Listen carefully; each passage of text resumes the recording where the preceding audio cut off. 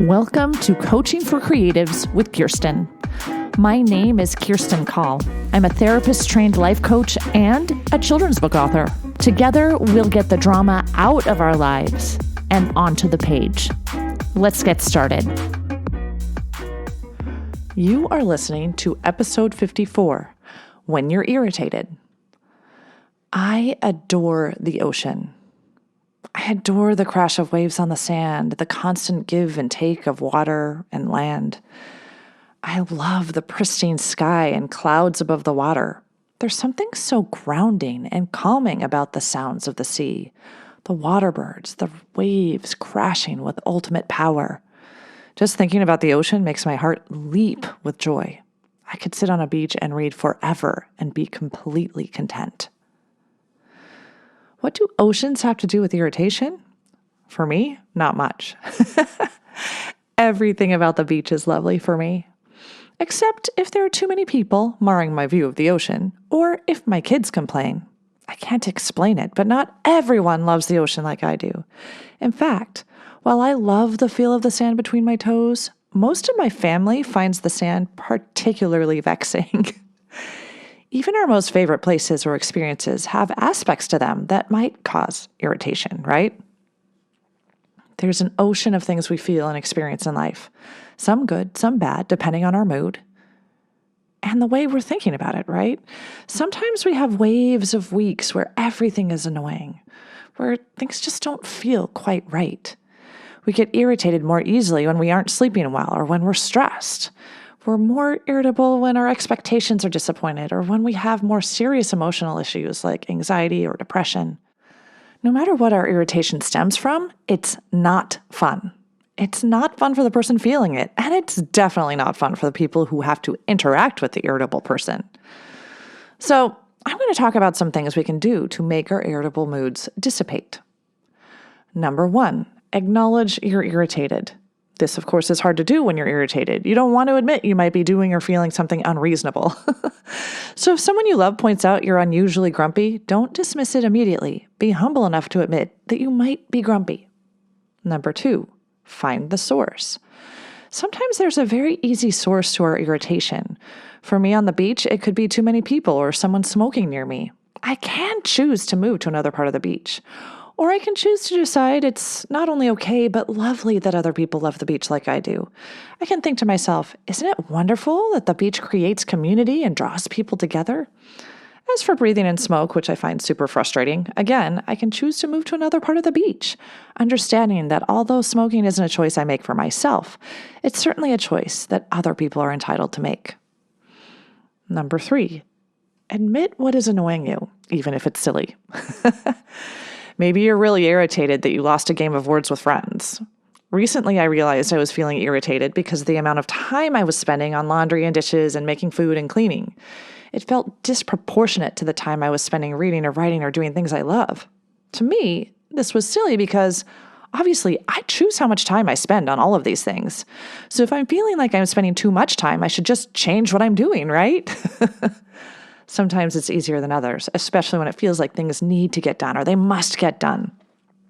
I ended up enlisting more help from my very capable teenage children, and the irritation disappeared. Number 4, allow your mood to tell you something. Irritation is an indicator that something isn't right. Even if it's silly, there's a reason you're feeling grumpy. It could have nothing to do with what you're irritated about, but allow yourself to be curious. Ask yourself, why am I feeling this way?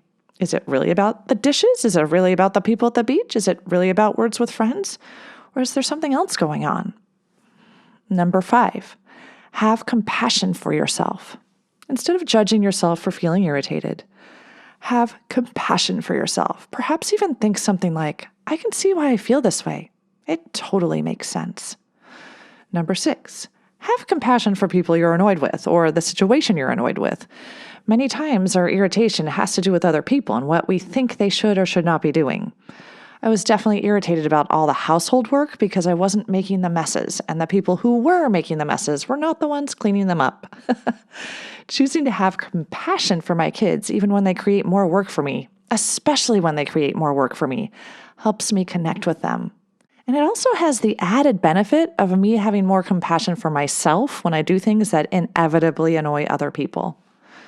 Number 7, have compassion for the people who you interact with when you're irritated. Also, really, we should give huge props to people who deal with us and still love us when we're grumpy.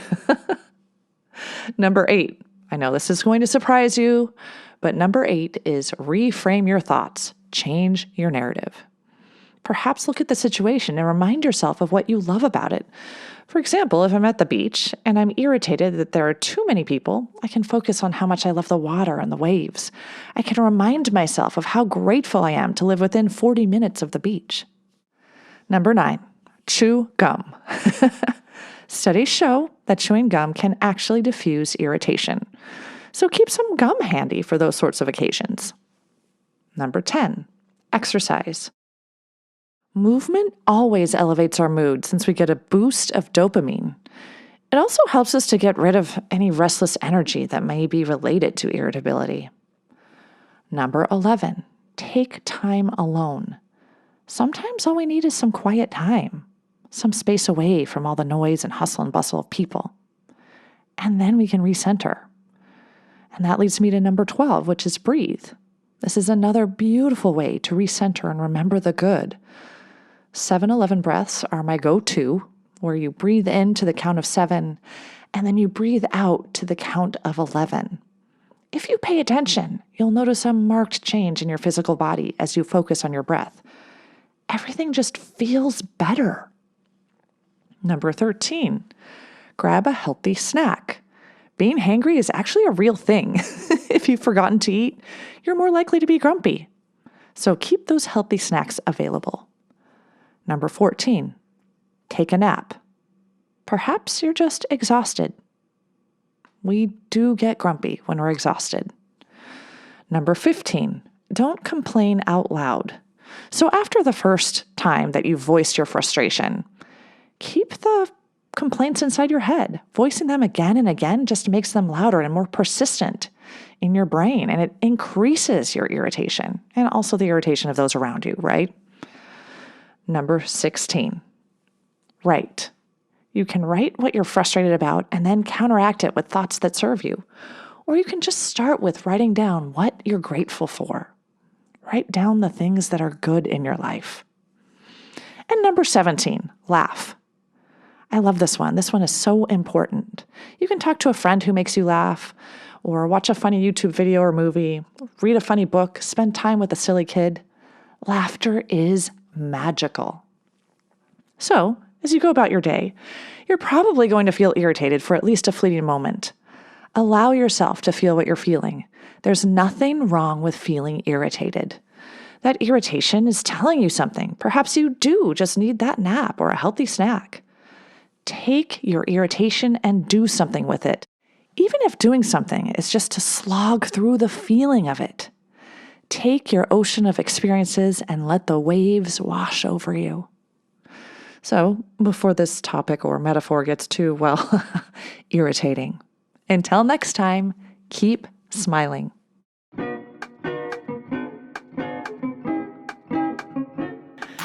If you like what you've heard, check out my Get Yourself Unstuck program.